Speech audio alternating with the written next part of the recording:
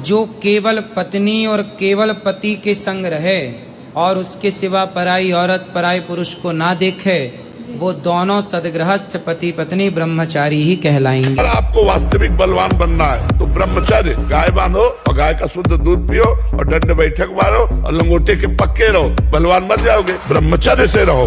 वो कहते हैं ब्रह्मचर्य का मतलब ही यही कि रिश्ता नहीं बनाया। अरे ब्रह्म का मतलब होता है ब्रह्मचर्या, उसमें स्त्री से संबंध बनाया कि नहीं बनाया, ये कहां से गया? कोई तुक इस बात का कि ब्रह्मचर्य का संबंध तुम स्त्री से जोड़ रहे हो? स्त्री कहां से आ गई?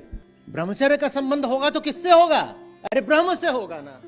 ब्रह्म को छोड़ के स्त्री, हर चीज में दिमाग में स्त्री चल रही है।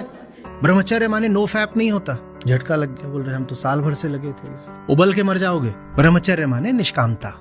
और ये जो ब्रह्मचर्य में तुम लोग बूंद बूंद की बातें करते रहते हो ना, नो फैप में कि कंजर्व द ड्रॉप, वो सीमेन की ड्रॉप नहीं होती। वहां बुंद से आशय आत्मा होता है। बूंद माने उसका जो मूल शब्द है वो है बिंदु, जहां से बूंद आया है। और बिंदु माने वो जो है पर स्पेस में नहीं है। जैसे स्पेस में पॉइंट कहीं नहीं होता। मैं आपसे कहूँ स्पेस में पॉइंट दिखाइए, आप उसका वर्णन तो कर सकते हो, कोऑर्डिनेट्स बता सकते हो, पर क्या दिखा सकते हो पॉइंट? तो आत्मा वैसे ही होती है। और पॉइंट कहाँ होता है स्पेस में? हर जगह होता है। पर कहाँ होता है? कहीं भी नहीं होता है। और अगर दिखा सकते हो तो दिखा दो कहाँ है बिंदु। आत्मा बिंदु है। इसको इन लोगों ने बना लिया बिंदु माने बूंद और बूंद माने वीर्य की बूंद। वार सेक्स ऑब्सेस्ड माइंड। आत्मा को वीर्य बना दिया और ब्रह्मचर्य का संबंध वीर्य से जोड़ दिया। ब्रह्मचर्य का वीर्य से क्या लेना देना? मैं नहीं कह रहा वीर्य बहाओ, पर जो चीज जैसी है उसको समझो, सिद्धांत को विकृत मत करो।